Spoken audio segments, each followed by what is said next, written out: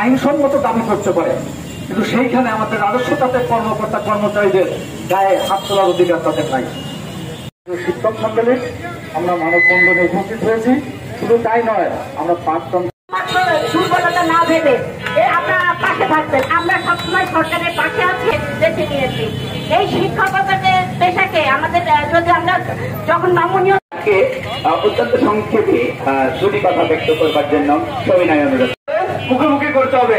এখন আপনাদের সামনে বক্তব্য করবেন উপদেষ্টা, কিন্তু শিক্ষক আমরা এ নিয়ে অহংকার করতে চাই না, কিন্তু আমরা কালকে গতকাল মাউসিতে যে ঘটনা ঘটেছে সেটা একটা ন্যাক্কারজনক ঘটনা। করতে চাই সেই প্রকল্প সচিব কর্মকর্তাকে রাজবাড়ী মাধ্যমিক সরকারি শিক্ষক প্রতিরোধ করে আমাদের শিক্ষার্থীদেরকে প্রতিকৃত হতে চাই।